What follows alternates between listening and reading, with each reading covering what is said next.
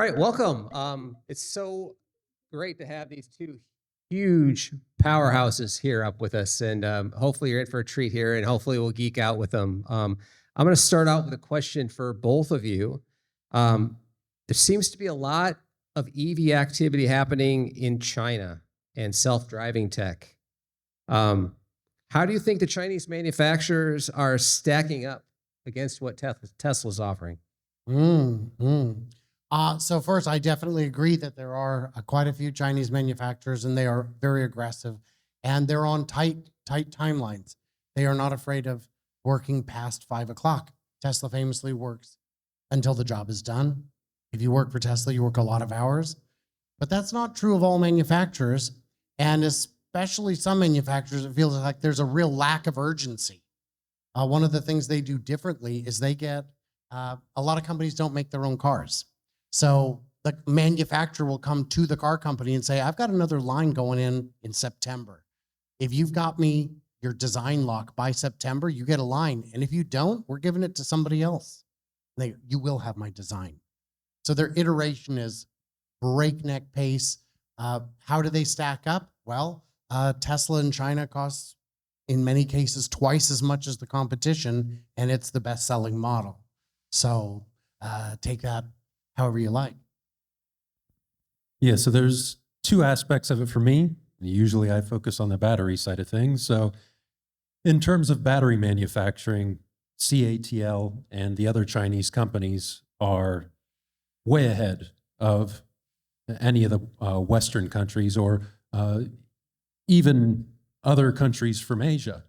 Yeah, in terms of the manufacturing itself, they're far ahead. In terms of the technology, which is the other aspect of it, it seems like they're really far ahead, CATL and companies like that. But I would say they're maybe more like a couple of years ahead rather than the 3, 4, 5 years ahead that a lot of people think they are. And that's because when CATL advertises their battery products, they're telling you what's going to come down the road in the next 2 to 3 years. Whereas a lot of the other manufacturers like LG Chem or Panasonic, they keep that close to their chest, and we really don't know what their development timeline is. So in terms of manufacturing, superior. Scaling, they're far and away better.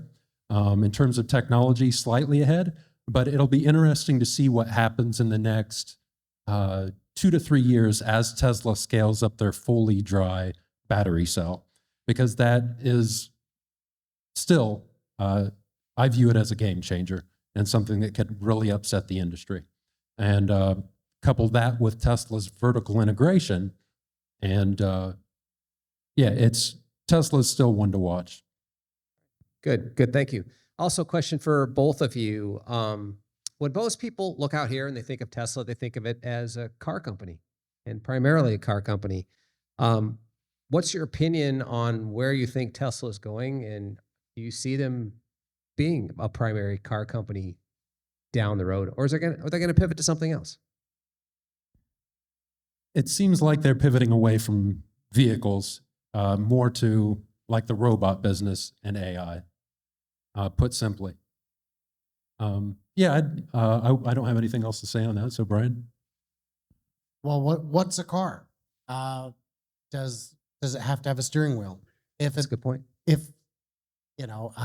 I would say that there will be a time, maybe when my grandchildren are in school, where a fun bit of trivia is, did you know that Tesla started as a car company? And they'll be like, you're kidding me. The robot people, the AI people, the whatever it is.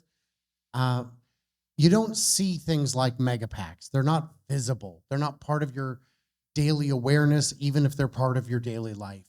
And, for trucking, I don't think most people even think about it. But for scaling in terms of autonomy, no matter how big the other divisions get, I think Cybercab, I think Robotaxi and other form factors are going to remain big enough and certainly profitable enough to remain front and center in people's attention. Fantastic. This next question might be more for Jordan. It's a bit of I'm scratching an itch that I have. I'm a new owner of a Tesla Model Y Juniper, and I'm seeing some maybe higher battery degradation on this new car compared to what I'm used to. And I'm hearing a lot of other people reporting the same. Is there something going on that we don't know about? I'm also wondering the same thing because I had somebody else bring it up with me. Generally, you should expect fairly quick degradation in the first year or two, but people are seeing it in a few months. And my understanding is this is the cell that's slightly higher energy density as well. So I don't know what's going on there. It may be a good question for an earnings call or Elon on X. I don't know why increasing the energy density would accelerate the degradation.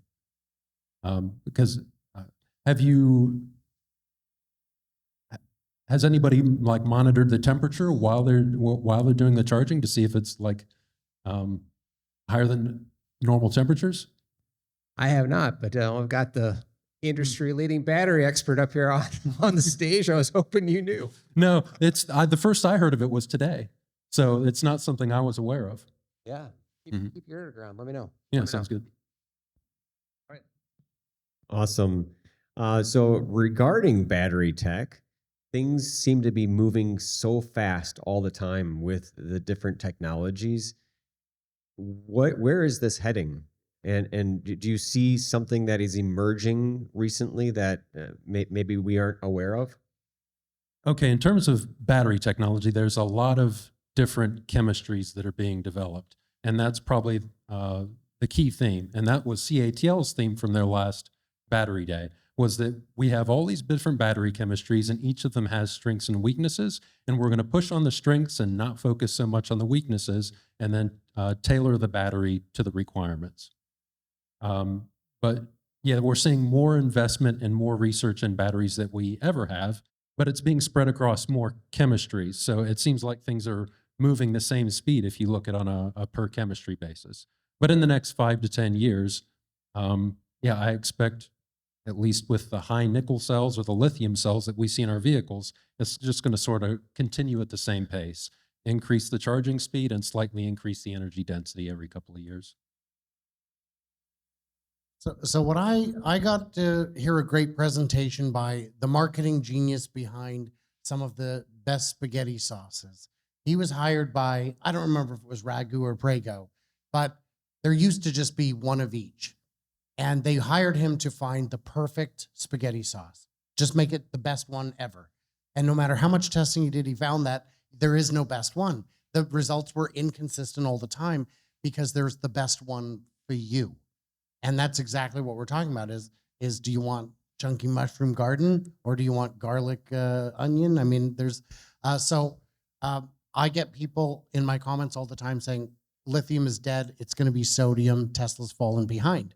And I say, sodium has applications. They're not perfect. So you got to look at the spider diagram. I had Jordan on the show recently, and there's, for stationary, you have very different demands than for automotive. And in terms of what's coming, we're seeing BYD and CATL rolling out charging that is mind-bogglingly fast. And it's in LFP chemistries that, the battery life's going to be shortened from 1 million miles to 500,000 miles. That's not a compromise. I don't plan on driving my car 500,000 miles. So if it outlives the car, it's already good enough. That's all I see on that, at least.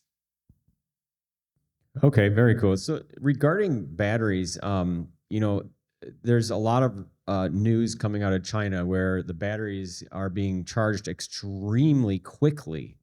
And it's mind blowing to me. Now, I have an iPhone and there's a limit. It will stop charging at 80%. And that's great. It's just like your car, right? It doesn't like being at 100%. Of course, it depends on the battery technology.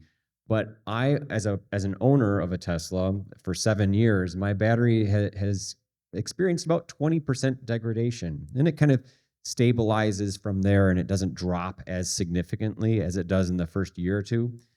My question is this fast speed, is that bad for the battery? And where do you see this going for technology here? That's a great question. It's heat that accelerates the degradation of a battery. And if you push that battery really hard and it heats up, then it's going to cause degradation issues with the fast charging. However, a lot of the innovations that CATL and BY are doing are to reduce the resistance within the battery cell. So you can charge it faster without seeing extra degradation. Now, I do think they are pushing it beyond that a bit, but as Brian said, would you sacrifice a little bit of your battery life for a battery that can last, 1,000,000 miles to have a little bit faster charging speed? So there's aspects of it on the chemistry side, which are relatively fixed. And there's also aspects with regards to the charging curve. What do we want to give and take here in terms of charging speed versus cycle life? Got it. Okay. Awesome. The last question related to batteries here is looking at Tesla's approach to batteries. Is there anything unique or that sets Tesla apart compared to the battery cars in China? Oh, what sets Tesla's batteries apart from the batteries in China? Correct. Okay. Correct. Well, 99% of Tesla's batteries aren't the 4680, and they buy them from whatever manufacturer they want. So they could, I don't see any reason why they couldn't buy these other batteries and put them into their vehicles, which tells us that it's a product decision. And I think there's also another aspect to it where Tesla has such high volume vehicles that it's difficult for them to incorporate a new battery pack because you have to find somebody that can supply that many battery packs to meet the demand if they do switch it up. So what you often see them doing is they do it trim by trim or vehicle by vehicle in a piecemeal process if they switch up the batteries. I would add that most Teslas are made with high nickel batteries.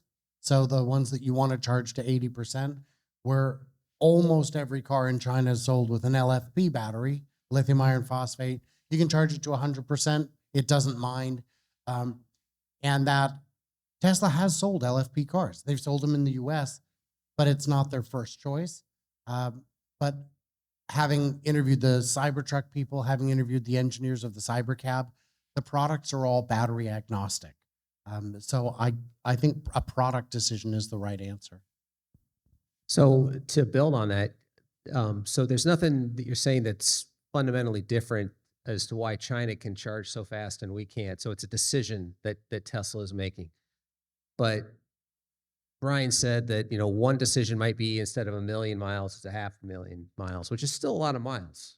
So is it that strong of a decision, or is it more of a controlling infrastructure as far as superchargers? Why doesn't Tesla want to have a car that can charge from 20 to 80% in 10 minutes? My 10-second answer before I let the expert speak is LFP is a completely different animal. It's more robust. And if you tried doing that with the high nickel batteries, they probably wouldn't last. Yeah, so part of it is, as I said earlier, they require such a large volume of batteries if they want to switch this up. Other than that, I don't know why they're taking so long. I have suspicions why individual vehicles might take longer to switch them up. Because, for instance, the Panasonic lines that supply 2170 battery cells to most of their North American vehicles, they've been running those lines at maximum for a long time.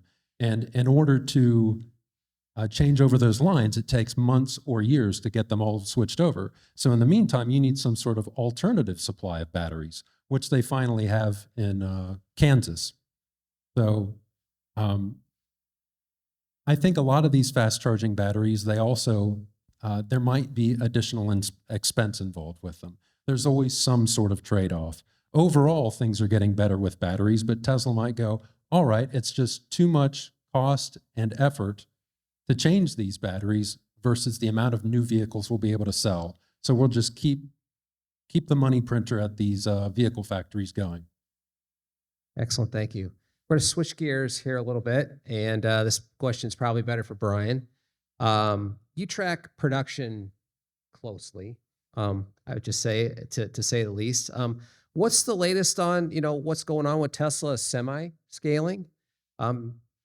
Mega charger rollout? Is there anything else that Tesla's working on that we might not see every day, but we really should be keeping our eyes on it?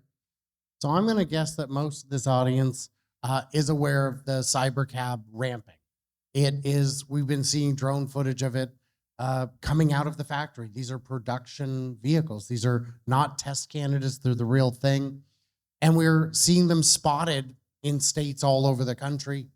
So they're getting out there. They're being disseminated. But for a switch to be flipped when soon. On Semi, we know that they're in production.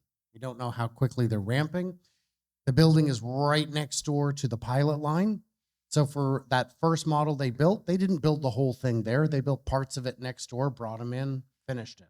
And what we don't know, because we don't have good recent footage, we've got the most recent footage is a month ago. We don't know what the current production rate is, but that is absolutely coming out. In terms of other things to watch, the mega charging rollout, there have been partnerships announced. And the big thing is you've got to start with the places that have the juice. There are plenty of spots along the interstate that have a substation already there. You throw in a mega pack or two, they can time shift their power demands enough to make it work. And by doing it in a partnership with someone who's already established a Flying J, a pilot type location, you can do it more quickly. But the reality is so many of the early Semi customers are going to just charge it at their depot. They're going to just be regional, either drayage from the ports to the warehouses, or just regional like Pepsi, Frito-Lay is doing now, that even if there was no mega charger rollout, it would still work. But when I'm going to get excited is when we start seeing them spidering out from Bentonville, Arkansas, because that means things are about to get a little nuts. Thank you. Anything to add? Yeah. I was actually concerned about the ramp of the Tesla Semi from a charging network perspective until a couple of months ago, where they offered this smaller charger that can charge it overnight. I think that's so critical. And now that concern of mine has been alleviated by those smaller overnight chargers that they're going to have. That's a really good point. Let's just build on the Tesla Semi here a bit. We've seen the pictures.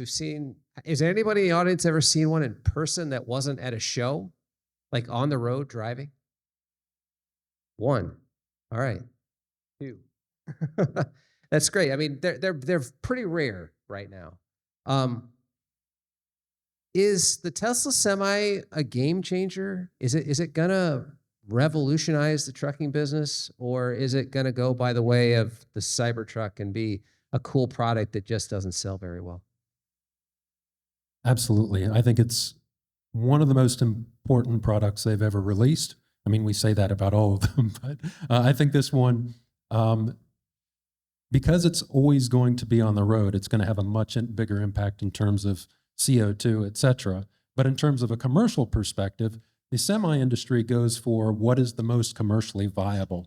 And if this can reduce their costs, they're going to sell so many of them. And as far as I can tell, I haven't checked it in a couple of years, but it seems like the Tesla Semi is far ahead of all the other semis. It's an important product. So the sweet spot is $300,000. I've been covering the electric semis for the last few months. I've talked to people at different factories who make them, not for Tesla. And 300,000, if you're over 300,000, you are not going to be in business. The eCascadia was under 300,000 with incentives, which are now gone. The carrots are gone, the sticks are gone. It has to stand on its own, and it doesn't. eCascadia sold 1,000 units last year. This year, they're on pace to sell 100. I've been welcomed to their factory to tour it when they're building one, and he doesn't call me because they ain't building any. Because it's the same line. So Tesla Semi, they finally gave us the final pricing, $290. Would you look at that?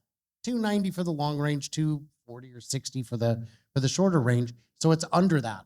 In any state that has incentives, it might as well be free.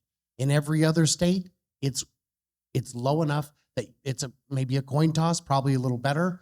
But the real thing is, the real study showing the real downtime of this truck that's still in beta, it has less downtime than a diesel. which has 100 years of development, and they're still off the road more because, how often are you going to be changing your brakes? Less often. I mean, oil changes. I need spark plug. I don't know what you need. I mean, not spark plugs in a diesel, but there's just less to go wrong. And when it comes to shipping, they like consistency. They like predictability, and oil prices are unpredictable. Next year we could see $2 a gallon. We could see $7 a gallon. And that makes long-term contracts real tricky. But with electricity, you can predict for the future a lot easier.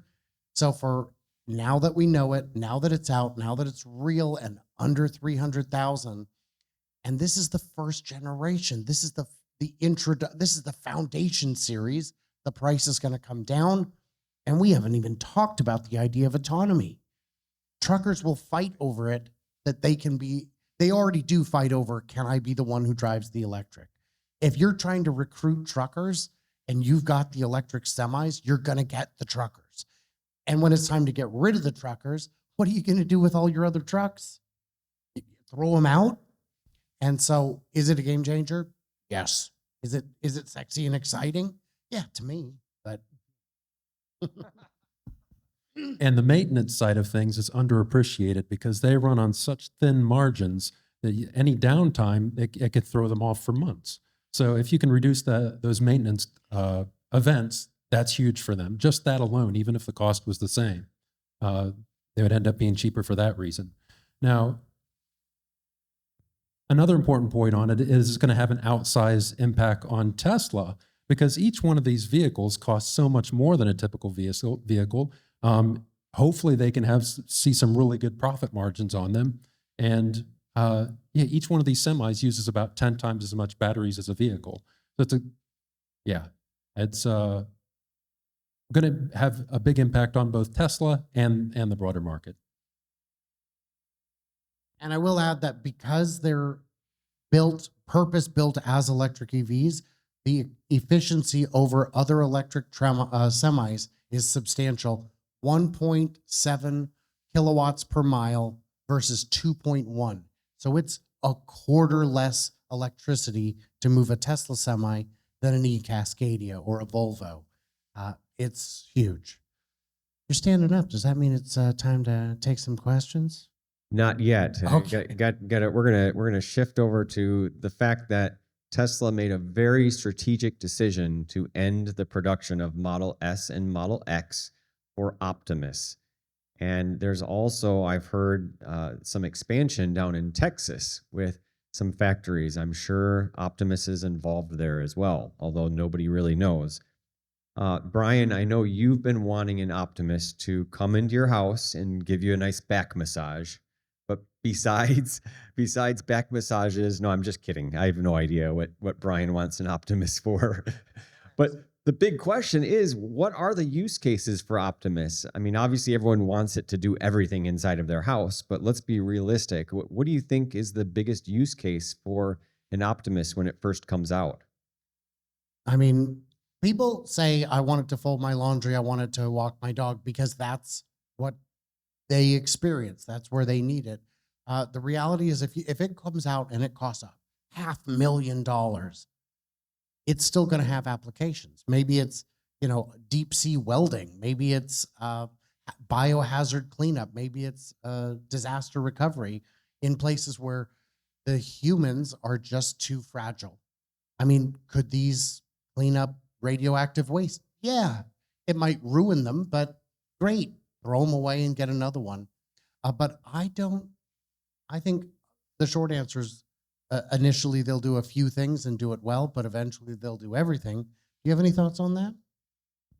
Yeah, I was actually just talking to the robot experts about this last night.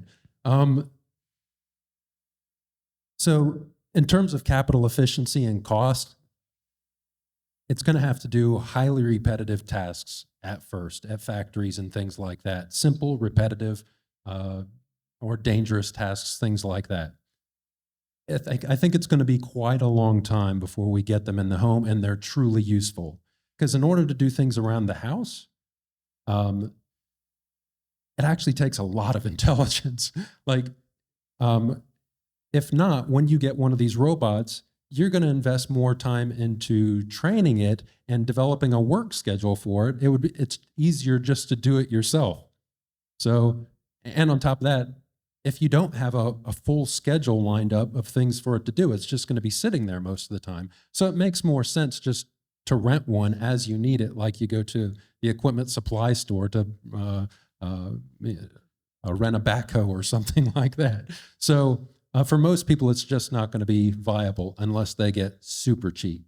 But even then, it's more like a rental type thing, and it's going to be a while before we get there, I think. Sure. So regarding Optimus and battery technology, and especially from the cars as well, do you see any other crossovers with the different divisions of Tesla for leveraging that technology inside of Optimus? Crossovers, did you say the battery or any technologies within Tesla and Optimus? Battery technology and other car technology. Okay, so two things I'm interested in with regards to Optimus are one, like the type of materials that they use, because Tesla has one of the best materials teams in the world, Tesla and SpaceX. I'll be interested to see if they merge. They have the same materials guy at each company, Charlie Cumin, I think it is. So I'll be interested to see how much magnesium and carbon fiber and what they actually use in the robot. In terms of batteries, I don't know what the requirements are for that use case. I would assume you need a really high energy density battery for Optimus. So I'm hoping they develop a specialized cell for Optimus that focuses on energy density and cycle life. Energy density and cycle life seem to be the most important things for Optimus. But if it's doing high value work, maybe the cycle life isn't as important. Yeah. I would say the short answer is yes, absolutely. And in terms of which part, every part. Their alloy technology that goes into castings large and small. During the pandemic, we saw Tesla grab engineers and start having them design medical equipment. And they're like, well, the readout is a Model 3 screen. And the cameras are going to be the same cameras from the car, almost certainly. What is a robot but a car that has limbs instead of wheels? It's an oversimplification, but it's the same chips. It's the same. When I got to tour the Megapack factory in Lathrop, all of their tracking and productivity screens are the same from the automotive line. It's the same software. It's an assembly line, and you'll get it, you're like, oh, this is a car line. It's just shaped a little different with bigger cars.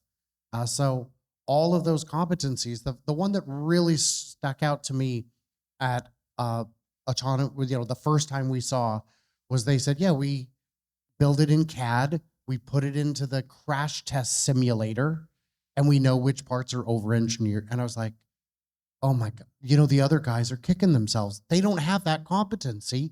They just engineer the heck out of it and hope it's strong enough. And for the most part, it's way too much. And they end up with a 400-pound behemoth that can't do anything when what you need is something that's human-sized and human weight. So I would say, yes, every part of it, every part of the ecosystem, summoning it from your phone, yes. Very cool. Well, just by the way, a fun fact is none of these questions were sent over to Jordan or to Brian ahead of time. So they're answering these on the fly. I'm going to pass it over to Jim here for a closing outlook. All right, my closing question before we turn it over to the audience is, the great Wayne Gretzky once said that I skate to where the puck is going to be, not where it has been or is. In looking at Tesla over the next 3 to 5 years, where's the puck going and where should we be looking as opposed to where it is today? I think Elon is laying that out as best as he can. The future it's hazy at the moment because there's so much going on, but I overall expect a convergence between his companies and his projects. artificial intelligence, robots. And I think the way he's divided it is embodied intelligence and then unembodied intelligence, AI. So digital Optimus and then physical Optimus is probably the best way to put it. I did, per your question earlier about the automotive business, I think it's still going to be important, but it's going to be geared differently. Rather than how quickly can we scale the automotive business and put new products out, it's going to be focused on it's going to be subservient to the autonomy. So fortunately, I just had a minute and a half to think, so now I've got hopefully an answer. When you look at some of the moves that Tesla's made historically, they were absolutely skating to where the puck is going to be. We're going to build a supercharger network. Do you know how crazy you're going to lose money? You can't blanket the world. Well, we had to, we did it, and it worked, and it's the gold standard. Same thing with building the battery factory in Nevada. Just buy them, man. Nope, it's not enough. We can see that future. And some things were right for the wrong reasons. You couldn't buy out your Model 3 lease because we want them back for robotaxi. Well, it wasn't ready, but there was a shortage, and we got to sell those cars twice. What we're seeing now is the 20 million units a year objective quietly faded. And then he said, yeah, that's not the objective anymore. Where we're skating to is autonomy. And it's really hard to see the future. It's really hard to recognize disruption when you're in the middle of it. And that's where we're at. So I think, yeah, I don't know. The only thing I'd add is one pattern that I've noticed over the past 5 to 10 years. What must be done will be done. About 5 years ago, I made comments online saying if Tesla needs to get into chips, they will. And everybody's like, no, they won't get into chips. Now they're after this terafab thing, which is unbelievable. But I believe it's going to happen. I'll be interested to see how it plays out and how long it takes. But that's their intent. All right. We are going to, before we wrap this up, I'm going to turn this over to the audience. Is there anyone in the audience that has a question for these two experts? Come on up. Come on up to the front because the wireless transmitter is only so good today. There we go. Thanks. This is for both of you at least. All day today we talked about artificial intelligence, and now we started talking about a little bit about Optimus and the robots. My question is, that didn't come out all today yet. Where are we with Neuralink, and at what point will we be looking at commercialization of Neuralink? I don't really have much Neuralink experience, and I don't have an answer. Do you, Jordan? No. Unfortunately, there are a lot of people who say, well, I don't like it, I don't trust it, I'll never get one. And I say to them, I hope you don't have to. But if you do have to, I hope you have that opportunity. Good answer. It's not for me, hopefully, because it stands to restore a lot of people's lives. I don't know if you've had a chance to talk to Bradford Smith. He's one of our friends in the Rebellionaire group. Bradford Smith is patient 7 or something, 9, and it gave him back his life. When will it be commercialized? I mean, isn't it? I don't know how it works, but you got to go slow and careful. Right. Any other questions? Yeah, come on up. Landon from the West. I'm interested in wireless charging for our Teslas. We've heard that Cybercab may be wirelessly charged. Now we see a little charge port in the corner there, maybe just because it's pre-production. But how can you wirelessly charge our Teslas in the future, whether it be fast charging at a supercharger or charging more like level 2 at home? But how does wireless charging work without all the scary concepts like loss of electricity? So the loss was a real big one. On early inductive charging, you'd lose just an unforgivable amount.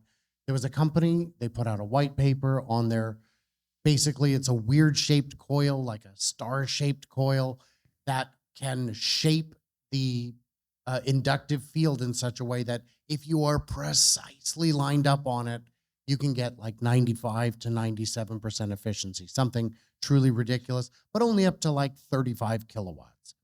And if you're talking about a cyber cab that's only got like a 40 kilowatt hour pack, that's fine. You've got overnight, you've got off peak. There will not be a problem charging them quick enough. Why does the cyber cab have a charger? Because those aren't deployed yet. And that's a problem. They only in February got the approval from the FCC for the precision transmitter that allows the car to self-line itself up. Those are coming. They won't be retrofitted onto our cars, I don't think. I think it would need to have been built that way in the beginning. But for home charging, I think they're quite possible and probably not prohibitively expensive.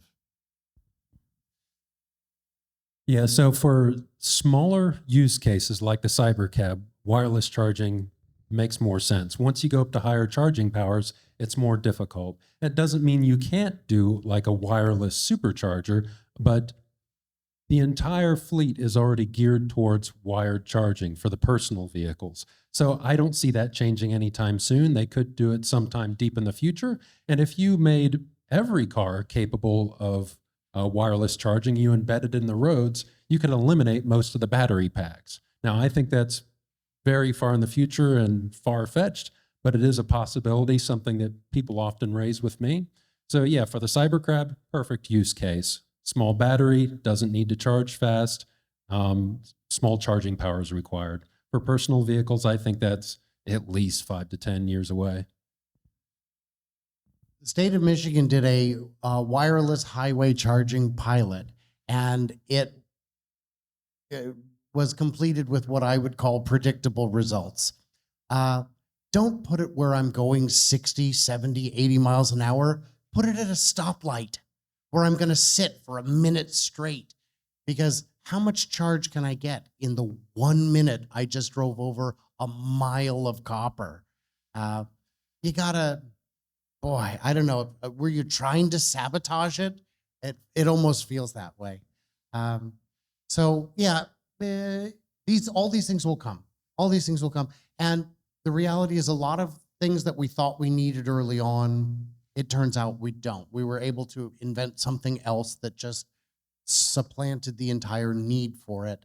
I want, more comfortable seat. No, what I want is a bed. What I want is to hop in and wake up at my destination. So don't give me a better seat.